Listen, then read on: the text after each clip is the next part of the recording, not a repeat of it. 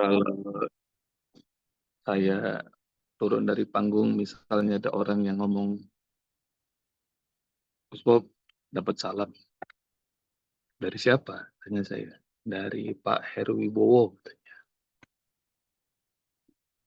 Saya nggak kenal nih, misalnya belum pernah tahu Pak Heru Wibowo. Terus saya bingung. Terus saya bilang sama yang nyampein salam, salam ya sama beliau, salam kembali. Alaika wa salam. Saya jawab. Terus di tempat yang lain, di majelis yang lain, di panggung yang lain, kejadian berulang lagi. Turun dari panggung, ada yang nyampein salam. Yang nyampein salam orang yang lain. Mas Bob, ada yang salam, katanya. Siapa? Pak Heru Wibowo. Eh, Dua kali berulang yang nyampein orang lain ini. Saya kemudian bilang, Waalaikumsalam, salam kembali ya buat beliau. Nggak cuma dua, tiga, empat, udah puluhan panggung tuh yang pindah. Majelis, masjid, di mana-mana saya ngajar. Orang-orang pada nyampein salam dari orang yang sama, dari Pak Heru Wibowo. Lama-lama saya jadi penasaran. Siapa sih ini Pak Heru Wibowo kok nitipin salam buat saya sering banget. Dan tahu apa yang terjadi ya Bunda, rahmati Allah Subhanahu wa taala, di panggung yang nggak tahu ke sekian ratus atau puluhan ribu, saya nggak ngerti. Begitu turun dari panggung, Bob ada salam dari siapa? Pak Heru Wibowo. Maka kemudian saya bilang salam ya. Saya pengen banget ketemu orangnya tuh. Itu orang udah nitipin salam ke saya udah sering banget. Tapi saya belum tahu orangnya. Lah, emang Gus belum kenal? Tuh ada tuh orangnya. Ditunjuk tuh kata teman sama jemaah yang nitipin salam. Begitu ditunjuk, Masya Allah. Saya senyum sama beliau. Kemudian saya, "Sini, sini." Recording in progress. Saya panggil. Dan Pak Heru datang. Ayah, Bunda, ini orang udah nyampein salam buat saya. Dititipin ke banyak orang. Nggak tahu, kayak udah kayak saudara. Maka meskipun baru sekali jumpa, saya peluk. Saya senang banget. Nata Pak Heru. Ini cuma cerita ilustrasi ya, Bunda. Dari hadis Rasulullah SAW yang mengatakan aqrabun nas ilayya yaumal qiyamati majlisan aksaruhum alayya salatan. Di manusia yang paling dekat duduknya dengan aku di hari kiamat adalah orang yang paling sering mengucapkan salawat padaku.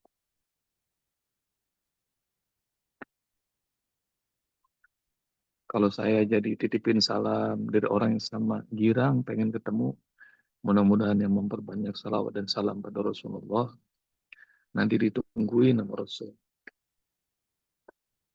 Manusia yang paling dekat duduknya dengan aku nanti di hari kiamat adalah mereka yang paling banyak bersalawat padaku.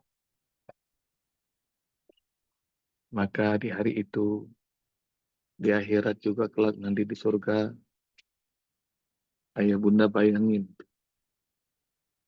orang-orang yang mulia, para nabi, para rasul, para siddiqin, syuhada, dan solihin. Mereka sabikun, VVIP duduknya paling depan. Dan dikasih tahu sama Rasulullah, cara agar bisa duduknya dekat dengan Rasulullah adalah perbanyak salawat, perbanyak salam. Bunda nanti cari hadisnya. Aqrabun nas ilayya yawmal qiyamati majlisan aksaruhum salatan alayya. Mudah-mudahan ntar kita semuanya duduknya paling depan, paling dekat sama Rasulullah. Termasuk yang nggak pakai susah nyari syafaat di hari kiamat karena udah nggak nemuin syafaatul uzma, syafaat terbesar di hari kiamat, yaitu syafaatnya Rasulullah Sallallahu Alaihi Wasallam. Bunda, baca semua kisah-kisah hebat tentang Rasulullah. Baca sirah, baca hadis. Kalau sampai kita mengenal Rasulullah dengan sesungguhnya. Dan banyak orang-orang yang Allah muliakan bisa mengikuti sunnah Rasulullah. Dan banyak mereka direzekikan oleh Allah bisa berjumpa dengan Rasulullah. Baik dalam mimpi, baik dalam kondisi tersadar. Dan mudah-mudahan kita juga semuanya diberi rezeki sama Allah seperti ini. Kita nambah ya. Ya benar. A'udzu billahi minasy Bismillahirrahmanirrahim. فلا أقسم بما تبصرون وما لا تبصرون إنه لقول رسول كريم وما هو بقول شاعر قليلا ما تؤمنون ولا بقول كاهن قليلا ما تذكرون تنزيل من رب العالمين ولو تقول علينا بعض الأقاويل لأخذنا منه باليمين ثم لقطعنا منه الوتين اللهم ارحمنا بالقرآن. Kalau saja dia Muhammad berani membuat-buat perkataan tentang Al-Quran, meskipun cuma sebagian saja. La akhazna minhu bil yamin, maka kami akan pegang tangan kanannya. Summa laqata'na minhu watin, lalu kemudian kami akan potong pembuluh jantung. Dan ayah bunda yang rahmati Allah Subhanahu wa taala, ini dahsyatnya Al-Quran. Muhammad itu ummi, nggak bisa baca, nggak bisa nulis. Siapa yang ngajarin Muhammad tentang anatomi tubuh manusia yang bisa mematikan? Kalau bukan Allah Subhanahu wa taala. Maka ada di Al-Quran itu ada, kalau mereka yang suka belajar medis, anatomi tubuh, Allah kasih clue-clue hebat dalam Al-Quran. Seperti ini, Al-Watin, pembuluh jantung, aorta. Benar nggak tuh namanya? Pembuluh aorta. Yang para dokter coba komentar. Pembuluh jantung disebut sama Allah Subhanahu wa taala ayat ini. Kalau dia dipotong, maka mati dan bakal terancam kehidupan. Sama dalam surat Qaf ayat belasan. Nanti ayat bunda cari surat 50. Walaqad khalaqnal insana wa na'lamu ma tuwaswisu bi nafsu wa nahnu aqrabu ilaihi min hablil warid.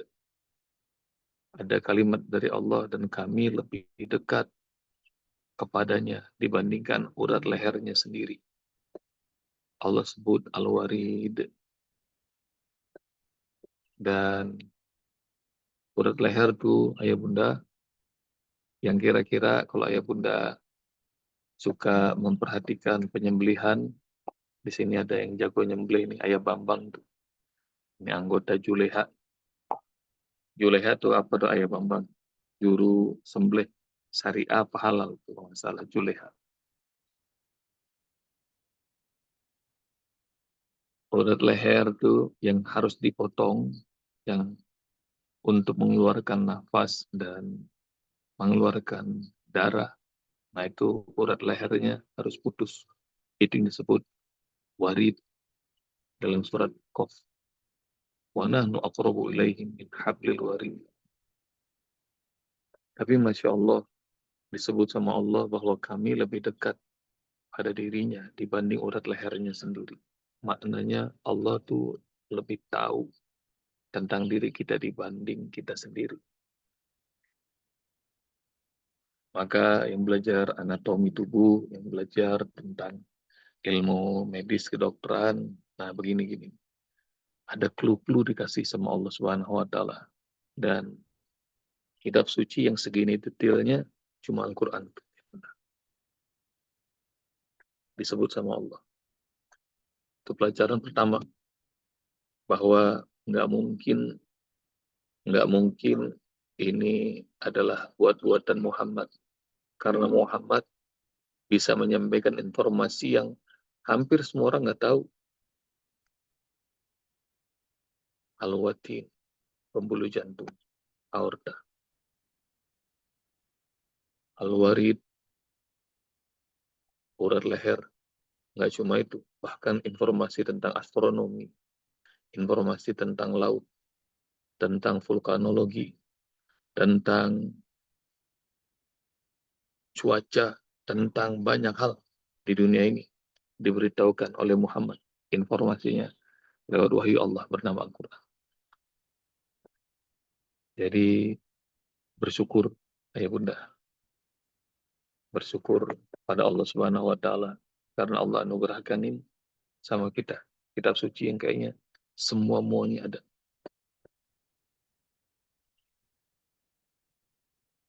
Poin yang kedua, walau taqawwala alaina ba'dal aqawil laqadna minhu bil yamin summa laqata'na minhu watin. Tidak ada excuse, nggak ada alasan dan tidak ada kelonggaran untuk bisa merubah agama Allah. Meskipun itu dilakukan oleh hamba tersayang Muhammad Rasulullah, kalau dia melakukannya, maka kami akan bunuh. Kami akan pegang tangannya, kami akan potong, pembuluh jantung. Dalam agama Allah, nggak ada excuse. Jadi nggak usah dibuat-buat, nggak usah ditambah-tambah. Karena Allah Subhanahu wa taala berfirman, "Al-yauma akmaltu lakum dinakum wa atmamtu 'alaikum ni'mati wa raditu lakumul Islam madina." Ayat terakhir yang Allah turunkan kepada Rasulullah. Di hari ini, aku sudah sempurnakan agamaku pada kalian. Dan aku sempurnakan nikmat untuk kalian. Dan aku ridho Islam sebagai agama kalian. Jadi maknanya agama sudah sempurna. Allah Subhanahu wa taala jadikan. Jadi nggak usah dibuat-buat. Apalagi kalau untuk kepentingan diri sendiri. Jadi kalau saja Muhammad berani merubah-rubah perkataan meskipun sebagian saja dari Al-Quran, kami akan bunuh. Jadi hatta dengan hamba yang paling Allah sayangi, begitu tegasnya Allah Subhanahu wa taala. Di ujung-ujung surah Al-Maidah ya, Bunda, ayat 100-an, ayah Bunda juga akan tahu tuh sikap yang sama. Allah tunjukkan kepada manusia kesayangannya, yaitu Isa bin Maryam. Ya Isa bin Maryam, anta qulta linnasi ittakhiduni wa ummiya ilahaini. Wahai Isa bin Maryam, apakah engkau pernah ngomong kepada orang-orang, jadikan aku dan ibuku menjadi dua Tuhan selain Allah? Diinterogasi, ditanya langsung sama Allah Subhanahu wa taala. Maka Isa bin Maryam mengatakan, Subhanaka, Maha suci Engkau ya Allah. Engkau sudah tahu segala-galanya. La anta ta'lamu ma fi nafsi wa la a'lamu ma fi nafsi. Engkau tahu apa yang terjadi pada diriku ya Allah. Sementara aku tidak pernah tahu apa yang terjadi pada diri. Saya tidak pernah mengatakan itu. Mengatakan kepada manusia bahwa jadikan aku dan ibuku menjadi Tuhan. Enggak. Jadi itu pertanyaan retoris yang ditanyakan Allah kepada Isa bin Maryam. Emangnya kamu pernah ngaku jadi Tuhan?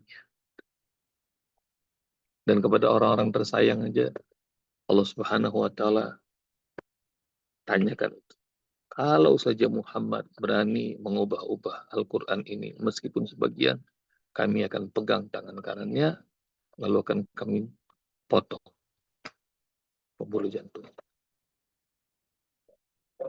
Dan ketegasan hukum itu, ayah bunda, diajarkan langsung oleh Allah. Dan Rasul pun juga ngajarkan. Dengan kalimat yang terkenal tuh.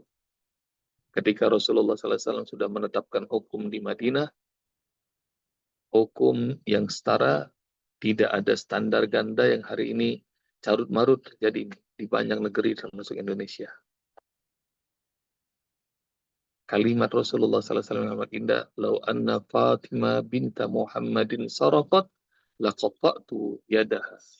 Kalau saja Fatimah putri Muhammad kesayanganku mencuri, aku sendiri yang akan potong tangannya.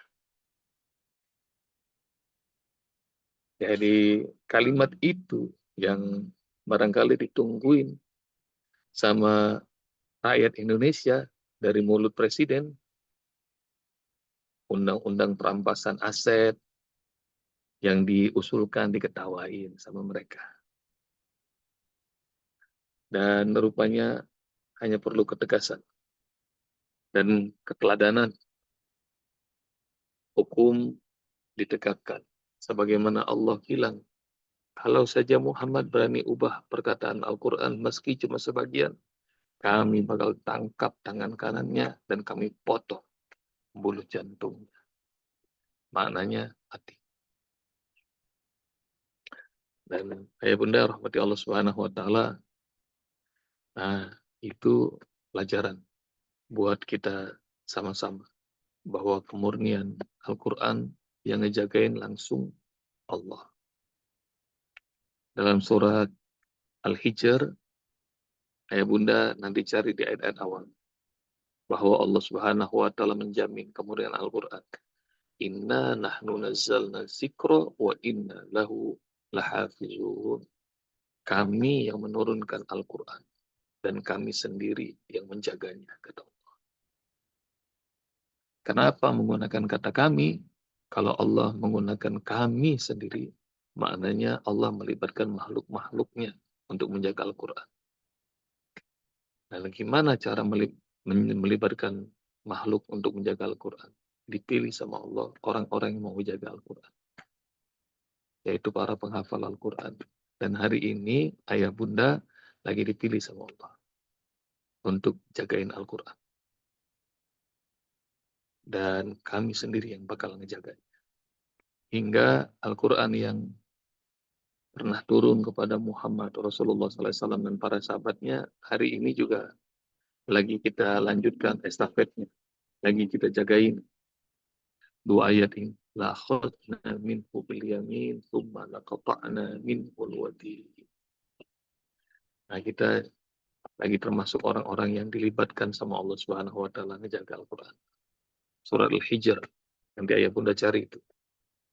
Inna nahnu nazzalna dzikra. Kami yang menurunkan Al-Quran. Wa inna lahu lahafizun. Dan kami sendiri yang menjaganya, kata Allah. Dan ayat bunda rahmati Allah Subhanahu wa Ta'ala. Nah itu, jaga kemudian Al-Quran tidak digunakan untuk syahwat dan nafsu belaka. Halalkan apa yang dihalalkan oleh Al-Quran. Haramkan apa yang diharamkan oleh Al-Quran. Jangan pernah dibalik. Dan semoga Allah Subhanahu wa Ta'ala merhamat dengan kehadiran Al-Quran di tengah-tengah kita. Jazakumullah. Assalamualaikum warahmatullahi wabarakatuh. Waalaikumsalam Waalaikumsalam warahmatullahi wabarakatuh. warahmatullahi wabarakatuh.